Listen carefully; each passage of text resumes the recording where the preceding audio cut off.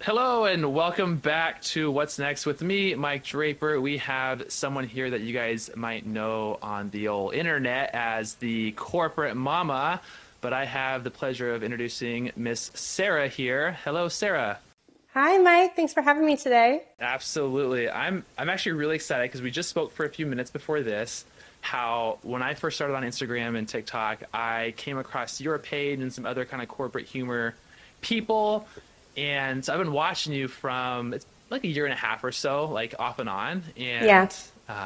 And the first I like to just dive right into stuff, right? Is small talk is great, but it's not great.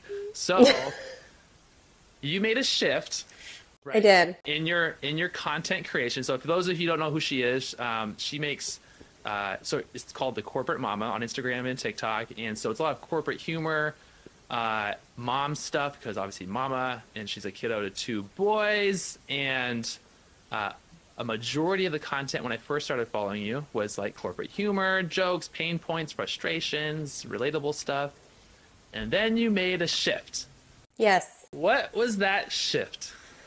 I shifted from really talking about that corporate sticky humor, which performed really well on apps and got a lot of engagement from people, to incorporating more of just what I was actually experiencing in my job in a management position and kind of the toils and celebrations that come with that. Because I realized I was getting exhausted by trying to come up with skits and content and things that felt like I was just harping on work when really there was a lot I wanted to celebrate too. And I felt like I couldn't do that because I had to keep coming up with these like terrible workplace environments that people are dealing with. So there's still some of that in my content that I show today, but it's really more from the angle of what it's like being a woman in the workplace and a mom working, because I have a lot of young women who follow me who up until now have, shared with me, I didn't know I could do that, or it seems overwhelming. So thank you for showing what it's really like. And that's been really rewarding, but it's definitely a change for sure for someone who maybe came in expecting to get corporate jokes to then the next day be like, down with the man. Here's what's happening to women today. No, but I love that. So people came for the corporate jokes, and the ones that have stayed came and stayed for you, which is like, I feel like such a great feeling if I was in your shoes. Totally. There was a post that was put out that I just saw like last couple of days ago. I don't know if it was, I can't remember. It might have been you who posted it. I can't remember who posted it. There's so much content in my head like that we're consuming. Anyways, it was about this exact topic of basically not pandering to the algorithm, not doing things just to get likes and views, chasing the views, but really just coming. It was, oh, I remember who it was now. They're like, F the algorithm, just post what you want.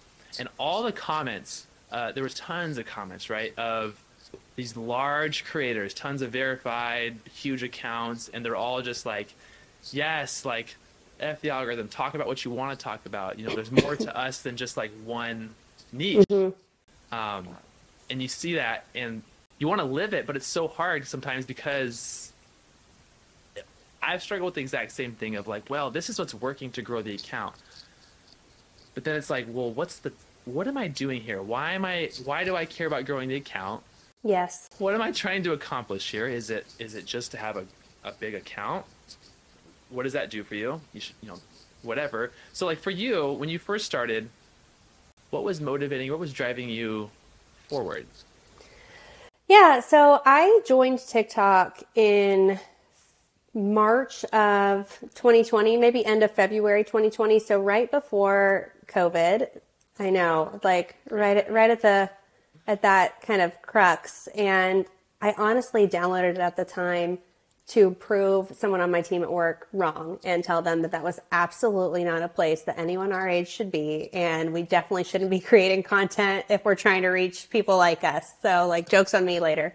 But at the time, I was really just looking for a creative outlet. I had at the time a 3-year-old and a 10-month-old, and I was feeling super burnt out at work. I unknowingly was experiencing some postpartum depression and didn't feel like I had anybody to talk to about it. So I was like, you know what? I am so stressed about work right now. I'm going to just make fun of it online and see what happens. And it really kept me going just to realize like, wow, so many people are experiencing this. And then when COVID hit, it's like everyone is in the same boat as me. We're all working from home. We're all dealing with this mess. So it was a nice sense of community at the beginning. All good points, and it all makes so much sense. I didn't get on the app until the following year, like January, February of 21. But yeah, so that sense of I'm not alone. Yeah. I see it in your comments, and I see it in, in comments of videos that are super relatable to large audiences, where they're like, it's not just me, or like, wow, the For You page is really coming after me today. Yeah, my favorite is when people say like, oh, wow, so I've never had a single unique experience. I've only seen that a few times on mine, but yeah, that's, wow, is everyone living the same lives? Like, yeah. why don't you just at me next time? And like those ones, I love that because it's like, I struck a chord. I remember the first time kind of having that feeling, and there's a few like moments of my content creation like journey, but one of them that's relating to this is, all right, screw it. I'm just going to talk about and say exactly how I felt about this scenario. It was like it was why at the time, it was like a year ago, why I didn't want to date. And it was talking about how like I'm scared to pick the wrong person. I don't want to put Ellie, my daughter, through like a bad scenario. And like I was just scared, right? Mm-hmm. And I was like, I'll just be like straight up honest. Like this is how I actually feel. And that one actually performed really well. And I was like, oh. Wait a minute. Is it this easy? Like just say my feelings out loud? So I love that. And so then back to you. So you found some things that resonated. You were frustrated and burnt out at work. You had kiddos. The postpartum depression thing is super real. And so you're kind of in the middle of it. And then COVID happens, which is just adding spice to the mix there. And yeah. You are now creating more and more on there. You're still working full time. Yep. All that stuff. And then when did you start getting traction? What did you notice?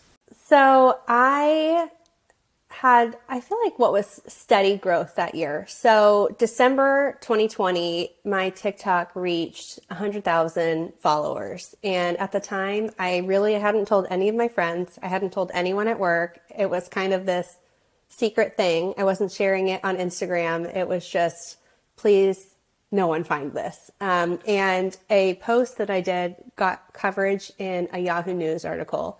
And my boss at the time sent a link out to our entire team, didn't say anything to me first, and just said, apparently Sarah's famous. And I was like, well, we're all in it now. So I decided like that week, I was like, shoot, I'm not in trouble for it. So I'm going to put it on Instagram and see if I can make something out of this. And then over the course, gosh, that was almost 2 years ago now, which is crazy. It's grown just somewhat consistently since then. And a lot of it had to do with that corporate satire.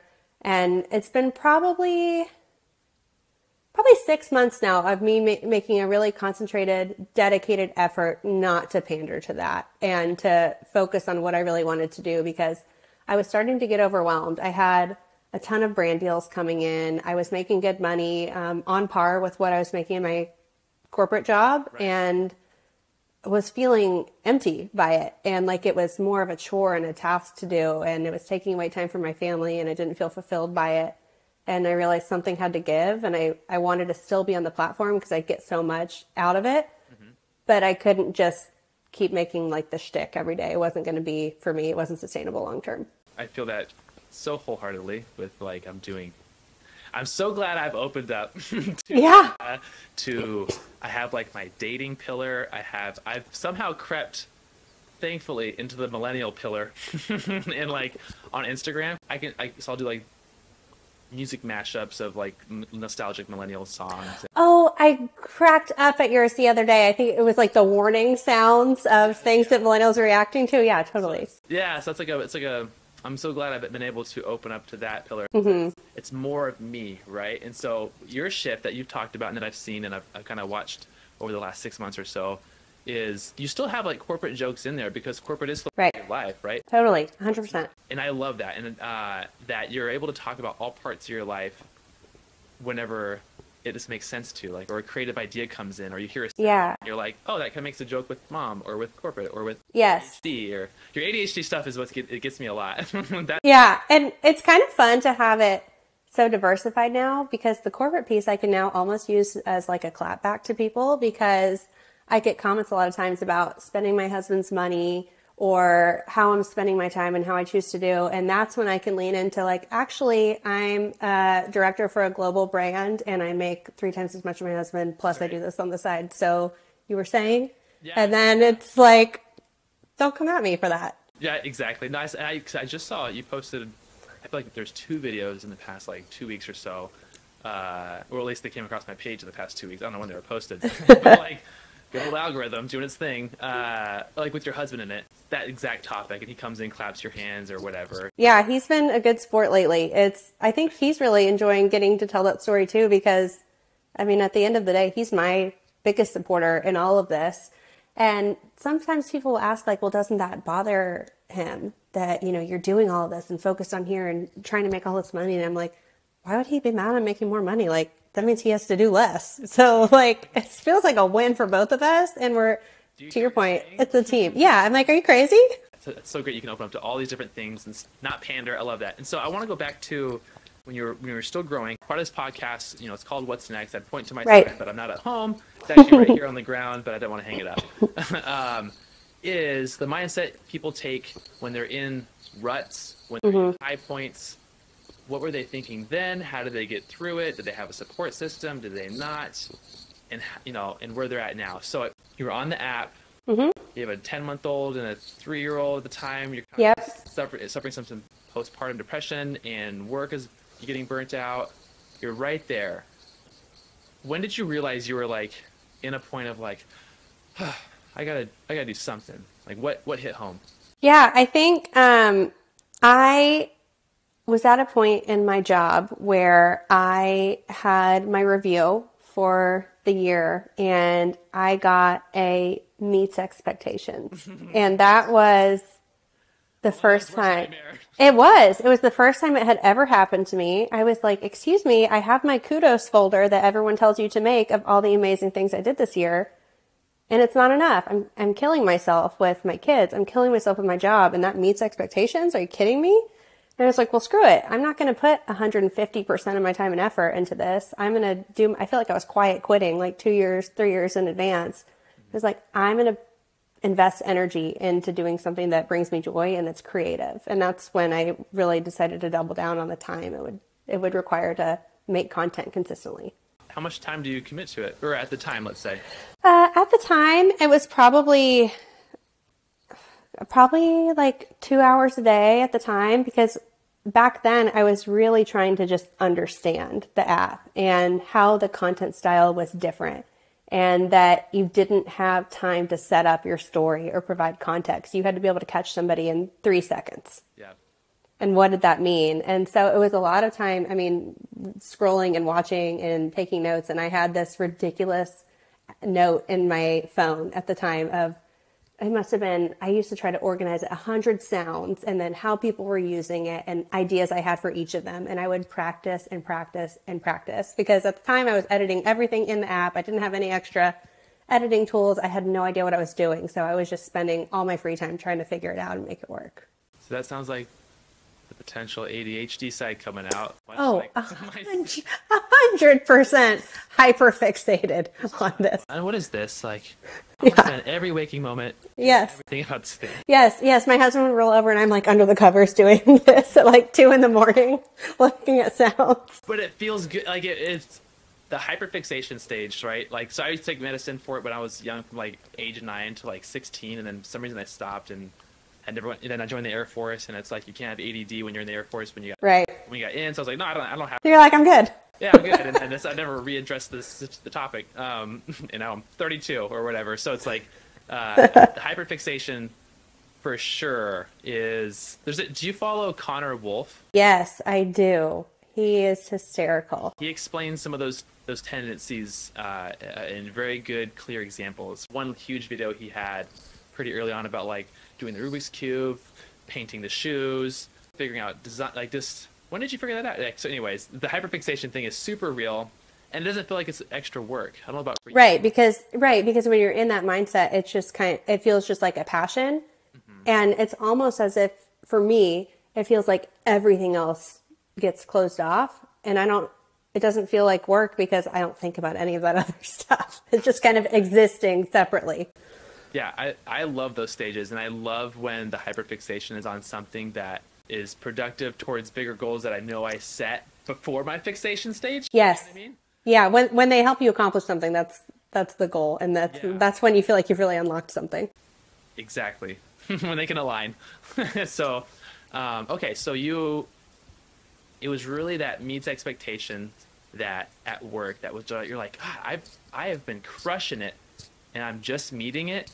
Why am I doing this? You decide to have the creative outlet. You do the TikTok, Instagram stuff, and start making videos. You find people relating to you. And are you still with the same company that you were with when you started TikTok? I'm not. Okay.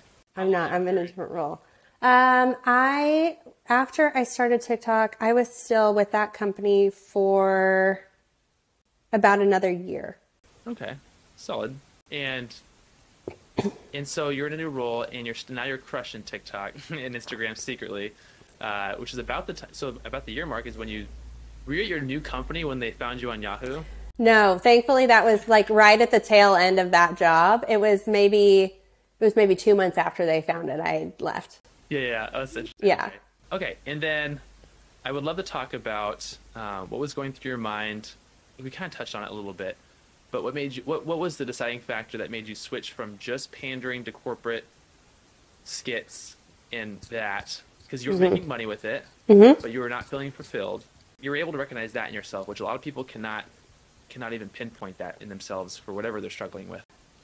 And so what was the tipping point to like say no to brand deals? Not really like say no, but like by switching your content, you're potentially saying no to brand deals, right? Yeah, I think I absolutely am. And while I think it's opened the door for other partnerships, there are some that I likely have been passed over for because they don't neatly fit within that square anymore. And I feel like my content now is almost a little ADHD in itself because it's like we've got motherhood and inspiration and work and ADHD itself. But at the time, I think what really did it for me is we were about to go on a vacation, and we were going to the beach as a family, and I had 2 or 3 deals that I had really overstretched myself on, and I was going to be taking PTO from work. I had some stuff I still needed to finish, and then I had these 2 brand deals that needed to get done while we were at the beach. And I never work with brands that I don't believe in, but at the time I was like, am I really about to spend this vacation time working with these brands for a product that isn't making a meaningful difference in someone's life? Is this content that I would want to watch as a consumer? Maybe, but is it meaningful to me? No. Right. And it was kind of this aha moment for me of like, maybe that's why I'm so tired from this lately. Like, yes, people are like, well, you're doing too much. You're doing content. You're doing your job. You're a mom. That's just too much on your plate. And I'm like, no, I don't think that's it. Like, my brain's going all the time anyway. It might as well be working on something. I realized like I'm not creating something I would want to watch because I'm not even resonating with myself. I'm only addressing this one portion of who I am. And I think when I was putting so much energy into that piece of me, I felt like I was kind of abandoning the rest of what makes me me. And I know that I could provide more value than what I was bringing. Yep. What you're saying resonates so much with me because I'm still arguably in that pandering stage. Like, you got to do it. You got to break up with your with that one part of myself, because like dating is a part of my life. Am I dating right now? No. Do I plan on dating right now? No. For many reasons. Sure. My content? Yeah. So. Right. And at some point you're probably like, golly, like. I love when I get those comments and those DMs of people that share their story and they're like, oh, it's so relatable. I'm going through mediation right now, or I'm going through divorce, or I just, I got ghosted. And like what you said is helping me like at least get my first smile in the past 3 weeks. Like, because you're making fun of something that happened just to me, like just recently. And so like, I love that I'm able to bring that to people. I really, even though it's a stranger, it just feels good. Cause I've been that person where someone on the internet makes me smile. And I'm like, thanks for that video, random person. And so for me, I still like that part of it, but it is just such a small part of my life, and don't like, it's like the same jokes over and over again. Yes. And that it's crazy because you probably are able to tell the same joke over and over again in a slightly different way because the algorithm likes it and you're reaching new people. But you yourself, you're like, I literally told this joke. It's like you're a comedian on a tour and you're like, this is the freaking 15th stop. I'm in the middle of like Nebraska. I'm over it. Well, corporate is also like, because so when I first started, corporate humor was one of the pillars I was playing with, right? So I started it as Mortgage Mike. I changed my name like a month. I remember this. Yeah, when you were really leaning in on like the house stuff. You were there for the mortgage stuff? Yeah. Really? Why? I was probably following you before you're following me. Maybe because we were building a house. I don't know. Maybe. I remember, yeah, those videos you did. Yeah. Do you feel like I feel like you used to like be sitting at a desk maybe like talking about mortgage stuff? Yeah, I think it was that. That's funny. Well, long time. Now I just feel like a creep.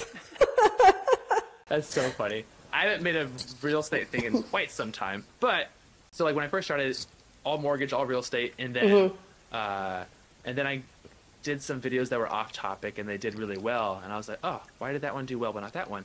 And so I wanted to figure it out, and it became the fixation of like, how does the algorithm work? How do you get a 1 million view video? Blah blah blah. And so I started testing like millennial jokes, dad jokes. Corporate humor was one of them because I was following Rod and maybe you at the time. I can't remember when exactly, but things that were relating to my life. I'd make jokes about that stuff. And then at one point, it was like October of 2021, where I was like, after some random doors had opened up, some brand deals, and like some reality shows had reached out, what else can this app do? Was like the question in my head. Right. And so how do I grow an account? And then I started studying that. I got to pick a niche. Like it was like the thing, right? Like, right. All right, which ones are forever? And like, which ones do I have more jokes on? Which ones do I like? And I audited my account, and I was like, this is like a lot of dating stuff. That'll last forever. People break up and get, all that. So I chose it. I literally chose dating. Wow. Do you know what I mean? Like, yeah. That wouldn't be like, I did an audit, like, what was it, 10 months in? I love the analysis behind the choice. It was between like corporate humor, which I had a few hits on, but I realized it was not as much, but I enjoyed it because I was doing it. Millennial, because 90s nostalgic stuff, it's so relatable for me. And then like dating and divorce, and then like, single dad.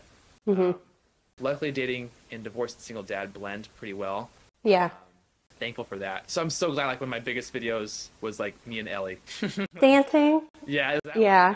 I was so glad it was that one. It's like on brand, and like that's just me, and yeah, it's like my priority in my life. But at some point, was that cathartic for you to create content around these things you've either experienced and can kind of make fun of or poke fun at, or is it at times like really exhausting to have to think about that part of your life? I don't mind doing it because I don't care. Yeah. About people. I mean, I care, and I am empathetic, and I feel for people, but like deep down, I gotta take care of myself and Ellie. Yeah. I'm caring, but I don't care. Yeah. Totally. I'll say whatever. It's the internet. Yeah. Welcome to the internet. Yeah, for sure. Totally. So I don't get very many hate comments at all, or troll comments. Do you get any troll comments in yours? No, I think I'm pretty lucky. So I've been friends with Rod and Natalie and Jenna Hushka for, almost 3 years. A lot of us kind of started around the same time, and we've always kind of talked with each other about how ridiculous people are. And I think I've gotten lucky somehow that the majority of my comments are very nice. And I think I really found a sweet corner of the internet of people who really just want to learn and find someone that they can see themselves in. When I get hate comments, it really is around people who are really uncomfortable with the idea of a woman being a breadwinner and owning her success and kind of talking about it instead of trying to shy away from it or act like it's not a big deal. And so that's when I get, I feel like in a little bit of hot water with some people, but I've been on the lucky side. No, you're good. Your delivery is good though, because I think you replied comments, I think, to some of those similar ones, and your delivery's on point. It's tasteful. Yeah, it's kind of like a wink, and it's like my goal is like to insult you without knowing that I have. It's well received, I think, or well delivered and everything. So what now? You're past pandering. This thing for brand deals was like maybe the target. Now what is the target? Is it just creative outlet and it's fun and you hear people connecting? What is the target now, or what do you enjoy? What I enjoy now is inspiring other moms. And I think that looks different for whomever I'm talking to. I mean, I have some young girls who follow me who are just starting their jobs and just getting married and are really scared to have kids. And I think showing them a realistic example of what that can look like is really important to me, because eventually I want to turn my platform into an education platform around, rights women have in the office, tips, ways to. I don't believe in work-life balance. I think it's like a false myth that someone told a woman like years ago. I don't think it's possible. It's more like integration in some way.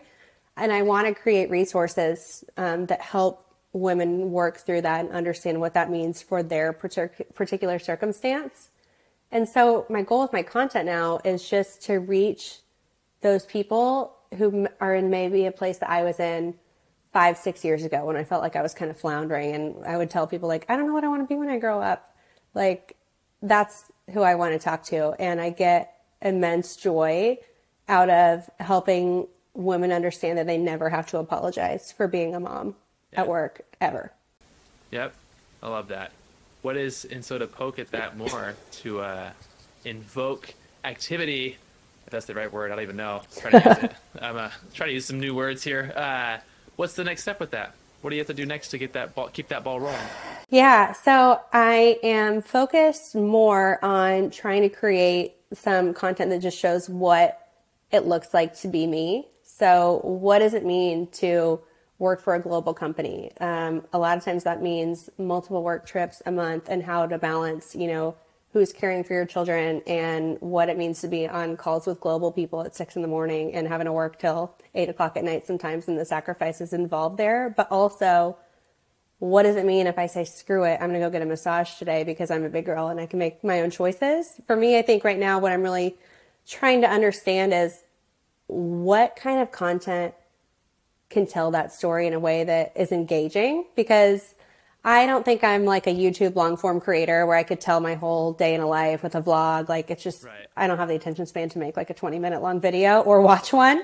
But, yeah, like I admire the people who can do them so much. But so right now I think I'm really in like an exploration and testing phase with my content. And I mean, I see it in the numbers, and I like to tell myself I'm just confusing the algorithm right now, because it's like, I don't really know what she's putting out here. So I'm in kind of testing phase right now, and similar to what you were doing early on, as I'm seeing what works. Is it day in the life? Is it tips? Is it, funny jokes about what it's like making money as a woman? I'm kind of testing that out while also exploring other possible platforms, whether it's like a teachable course with downloads that women can leverage. Is it a podcast where I bring guests on and talk about their experience? I'm in be open to the universe mode right now, and try not to worry too much about the views, because the brand deals are still coming. So I'm not too worried about that. I feel like Natalie's are the gold standard. I don't know what your thoughts are on ads. Yes, she's so good. So good.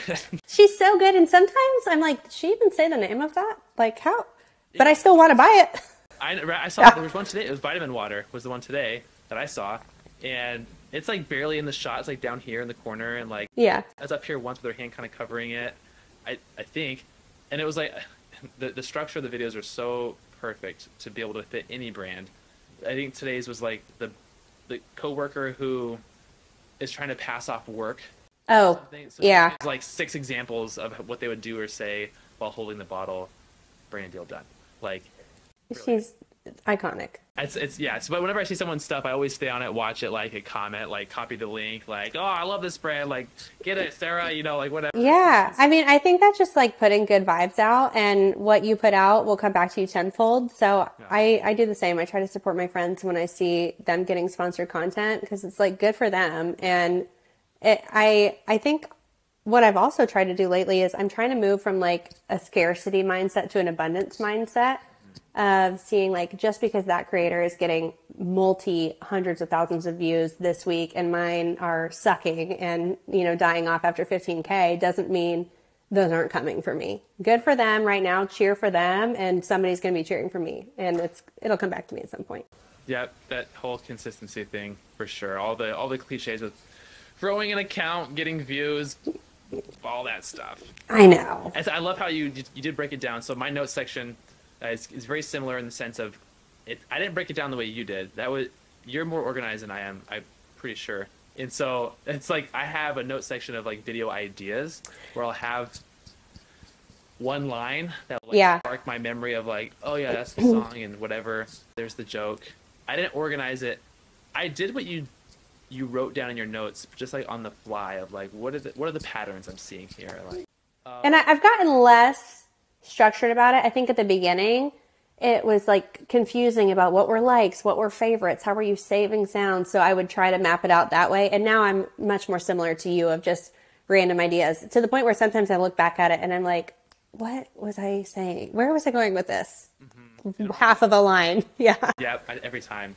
Okay, so to kind of round this out, what advice would you give someone who is in a rut, who's feeling down, kind of like the topic of when you were, you had that meets expectation review, right? So someone's down in those kind of dumps, whether it's because of relationships, because of their job, or just life, or they don't even know why they're feeling this way.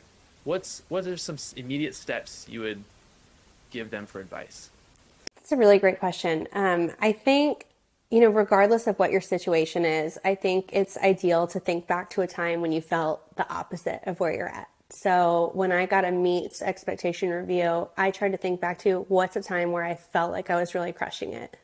What was I feeling? What was I doing? Who was I surrounded with? And how can I recreate that for myself? If it's more of an environment situation and maybe you lost your job or you're around different people, how can I create my own sense of that feeling? Which for me was creating content that I thought was funny and that was making fun of my experience at work. But for someone else, that might be trying a new hobby, getting out, getting outside, getting away from your phone. Like, I can't tell you how important that is sometimes to reset that spiral, is just take a break.